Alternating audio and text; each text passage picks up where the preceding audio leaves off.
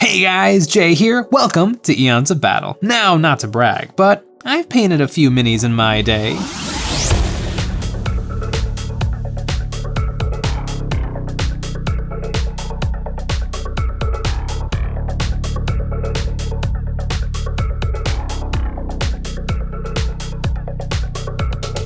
But in that time, I don't know if I've ever actually practiced. True mastery of any skill requires a million hours of practice, and I don't know if I ever have. I always paint to get a model finished. I have never laid brush to model with the purpose of learning and not finishing. I think I should probably fix that.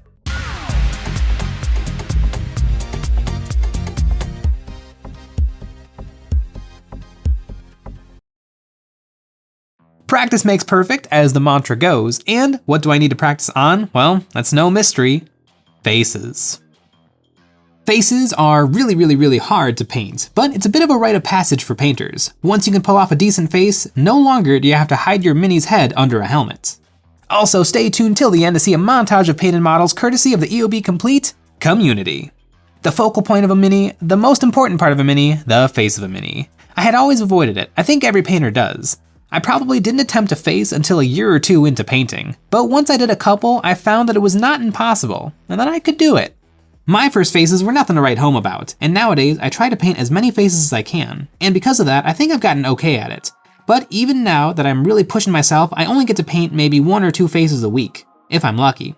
Now, I treat all my minis as an opportunity to learn, but really, it's not about practice. It's more about having the finished model in the end to add to my collection. It's about the joy of the toy, not growing and learning. If I'm going to improve, I just need to sit down and do it. So I'm gonna paint 10 heads right now, in a row, one after another. Looking through my bits bin, I see I own hundreds of Space Marine heads that'll never go on the bodies. Unless I plan on starting the Legion of the No Helmet Space Marines, I think these will be acceptable casualties in the name of practice painting. I was thinking of how to hold onto these heads while painting. Usually I stick models down to blocks of wood with some double stick tape. But for these, I decided to pin them and then stick them down to some cork to hold onto. I prepared all 10 heads for painting. I gave them a zenithal highlight. I don't think that's gonna help me too much with painting, but it will help me see the details that are a little bit hidden by a black prime. Now, I wanna practice, but I cannot keep myself engaged just doing the same exact thing over and over and over. So I'm gonna have a little side hustle going, a little experiment. Alongside my practice, I'm gonna be base coating every head with a different color. So not only will I be getting the reps in, but I will also hopefully learn what base colors work good under a face. Well, it's been a while since I've used cork as a painting handle, but I think it'll be just the thing for this project. It's time to get started on my first head, and I think I am gonna use classic colors, browns and tans, just to get back into the swing of things of painting heads. I started off applying some dark brown to the face, watered down about 50-50. I wanted a little bit of primer to show underneath to let me know where my highlights should go. Once that was dry, I had a rough map to follow, and I proceeded to darken some areas like his cheeks. Then it was time to highlight. The most obvious spot to highlight was his forehead, temples, and around his mohawk. I also basically painted a stripe of this dark tan down his nose and mouth. Not the cleanest work ever, but it was a good start. I tried to pull out the details of his face, his lips, his cheeks. I wanted to really have some good contrast, so I made sure to leave the recesses dark brown. At this point, the face had lost a lot of its contrast, so I went back in with some dark brown to try to darken it up. After that, a final highlight of light tan to his brow, cheeks, nose, and chin, and it was definitely a face. This guy is a good first try. I really pushed the contrast with dark shadows and bright highlights. He looks like an early 2000s enemy goon from a video game.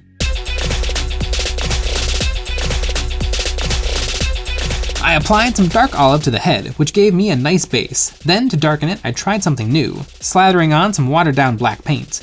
This 1-2 punch of a strong base coat and then a black wash did a great job of giving me a base to work up from. Then I mixed some light pink with my olive to make a middle color, which I applied to the head and face as a first step in highlighting. I focused on his brow, nose, and cheeks particularly, and I think using the olive to mix in instead of a new color made the blends look much smoother. I finished by using some light pink with just a tiny bit of my olive as my brightest highlight.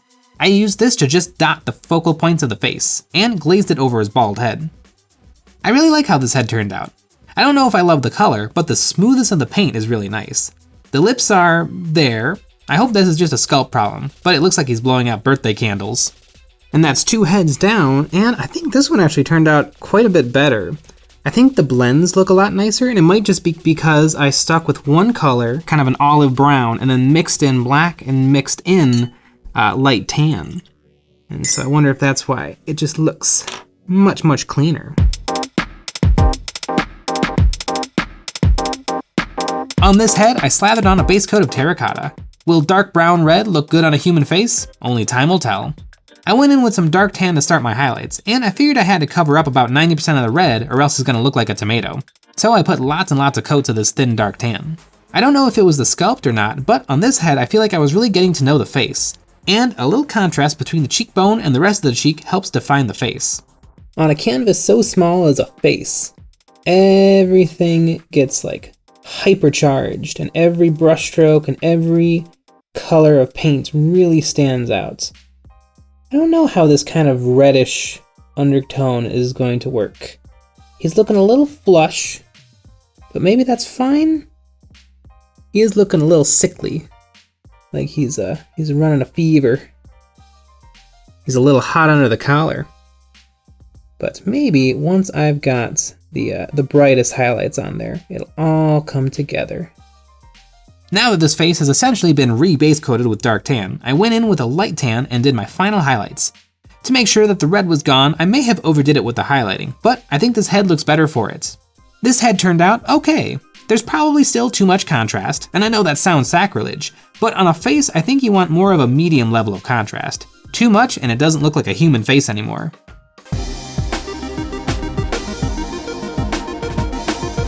With this angry doom guy looking fella, I think I'm gonna go with a straight brown as my base coat. We'll see how that looks. All these base coats I'm going probably 75-25 paint water mix, just so I can see a little bit underneath. It acts a little tiny bit like a wash. It does pool in the recesses, and it lets me see where the highest points are so that I have a quick little guide on how I'm gonna do my highlights. Once his face was browned, I went right in with some pink tan. I hit all of the usual places, his brow, nose, cheeks, and chin, and I also tried my best to hit his lips. Then I mixed my pink tan with white and applied my brightest highlights, dotting his brow, cheeks, and chin, and I put a bit of white paint over his teeth. He must have a good dentist.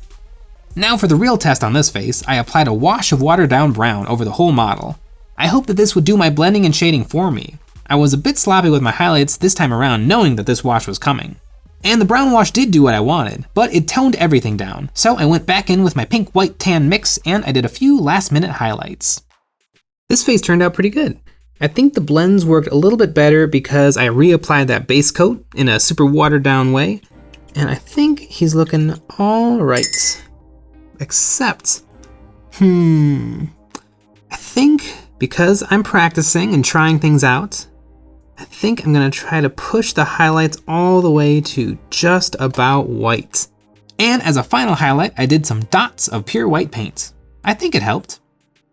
This was the easiest head to paint by far, and it's okay. I think the lightest coat needed to be much bigger, as he looks like he has lines of white on his dark face.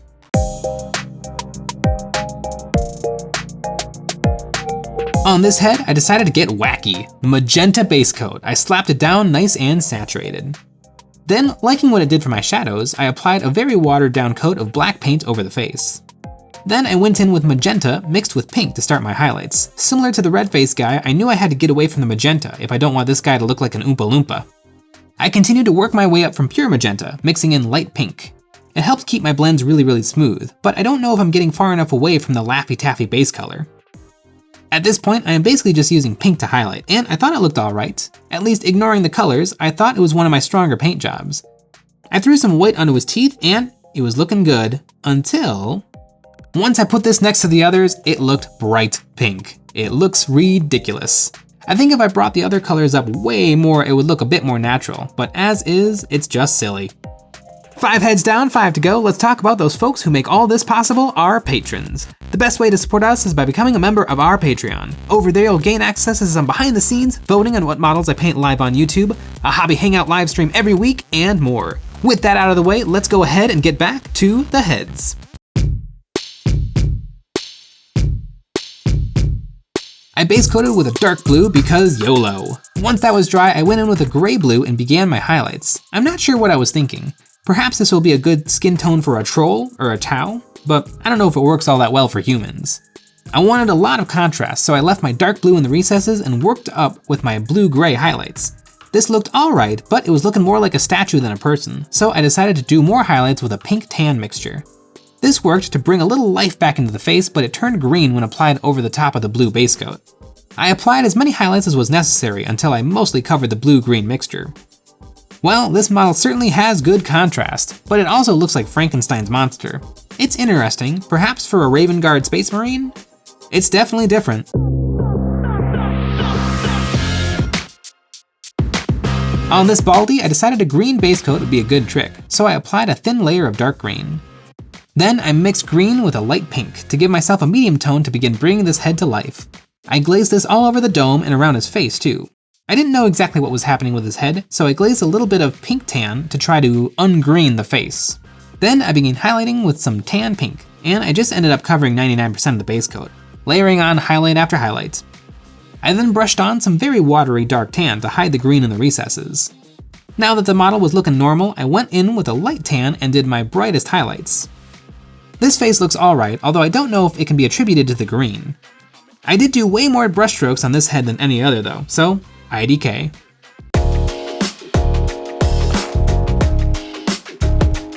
Trying again with green, this time I mixed green with dark tan and applied this as my base coat. Then I applied a very thin black paint to act as a wash over the whole face. Then I went in with some pink tan and began filling in all these areas again. I'm covering up most of my green base. Maybe green is just not the way. I applied this to most of the face, leaving the base coat only in the recesses, and a drop of white paint on the teeth. Then a final highlight of bright tan, and I tried painting some fine lines on the forehead to look like ridges, and this looked great. I applied this brightest highlight to the temple and the cheeks and brow. I thought this one was one of my better faces of today. This head is the better of the two greens in my opinion. I think what it has going for it is the subtler transition from dark to light. Most of the face exists in the middle tone, and I think that has a more natural look to it.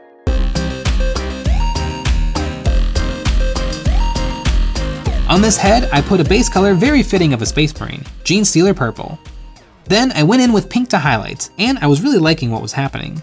I highlighted more and more with dark tan, but I kept it thin. The purple actually looked really nice underneath. I glazed this color over his chrome dome and brought it down onto his face. This was looking great, but he's still a little sickly. I watered down some brown and then glazed this over the recesses. This did a great job of bringing some color into his face, and it still left a hint of purple. After the brown wash, I went in with the final highlight of light tan, and his face was finished.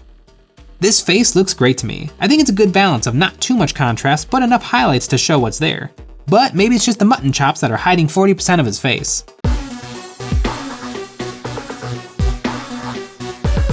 And onto the final head, and I was liking what purple had done, so I decided if light purple worked so well, then surely dark purple would work better. So I gave this head a base coat with purple. I made it a watery base coat and began highlighting right away with some tan pink. I painted some of this on most every part of the face, leaving the base coat only in the recesses. And the same as before, I applied a wash of brown to tint some of the colors of the face, but it didn't cut through the dark purple as much as it did over the light purple. After that, some highlights with some light pink tan. I left the cheeks darker and kept my final highlights to the forehead, brow, nose, and cheekbones. This head has more contrast than the last two. It seems like that's just what happens with a darker base coat. But it still looks good. Actually, this and the first head have a lot in common. I think this one's better.